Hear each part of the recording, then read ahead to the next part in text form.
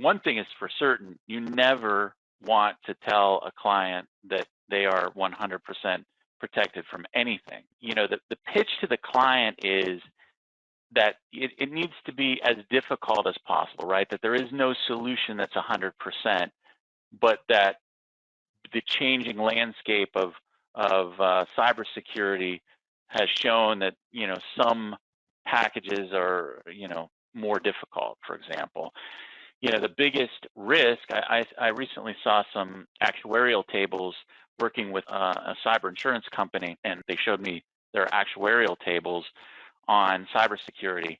And the one thing that I saw that was really interesting is their number one risk by a factor of like 2.5 is phishing, right?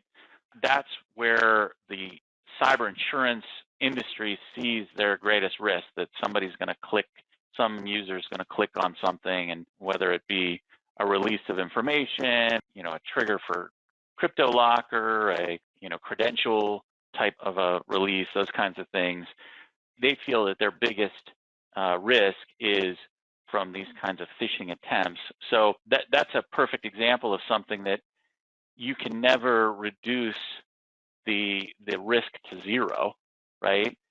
But think about all of the pieces and parts that can make that more difficult. That 2 layers of email filtering. So if they have Office 365, you got something right there, and then you can add the advanced Microsoft security or a third party in front of that. So now you've got 2 layers, and then they've got EDR on their local machine. So depending on what, if it's something sent to them or whatever, it might catch it there.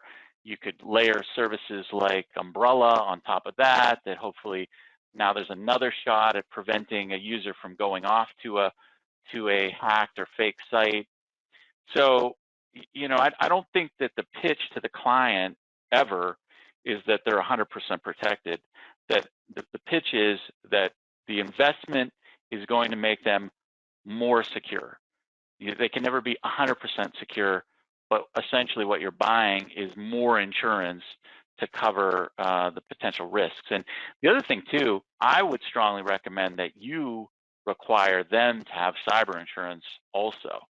And again, when they see a cyber insurance policy application, I think they're going to have a better understanding of just how big the threat is. There's just so many questions on these cyber insurance policy applications now. It's a pretty big deal. So I think it's all about how you lay it out for your client. You're selling value, you're selling the idea that just like a fire, right? There's no guarantee that if they spend money on sprinklers and fire extinguishers and a fire alarm, smoke detectors, all of those things, it can't necessarily prevent a fire. What you're doing is you're adding layers of risk mitigation so that level of risk goes down, and it's never 100% or 0%, but it's certainly much lowered.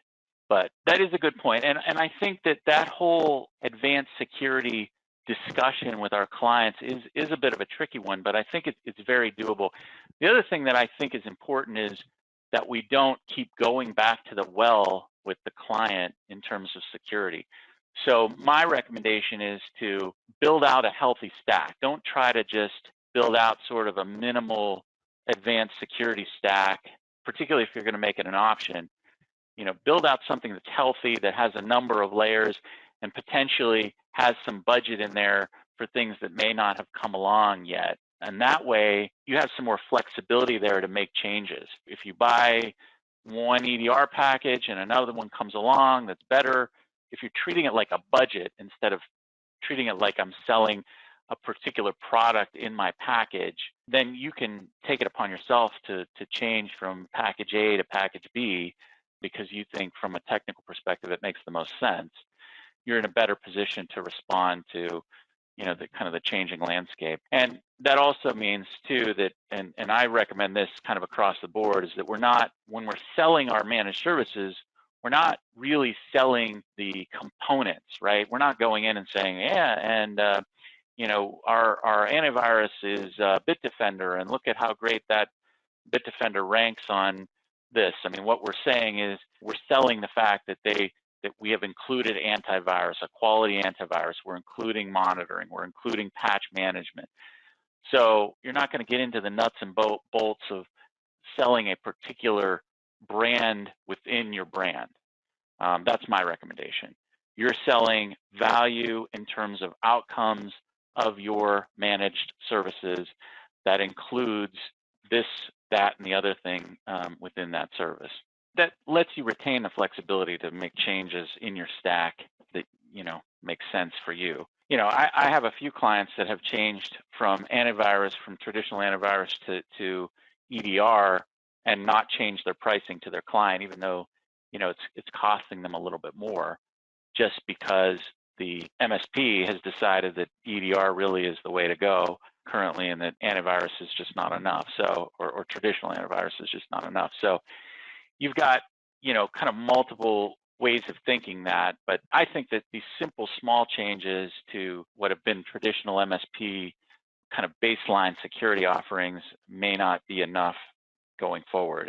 And I just think the market is really primed for understanding that it's a real problem, and it's not something that is your fault as the MSP. It's not your fault that you haven't built enough into it to mitigate that, but rather it's something that you're dealing with a changing landscape. You're dealing with new products coming out in reaction to some of these threats that we're seeing out there. And if the U.S. government can't keep itself safe from hackers in foreign countries, how can an MSP and a small business do that? So it's all about increasing or decreasing that risk through increasing those layers of security.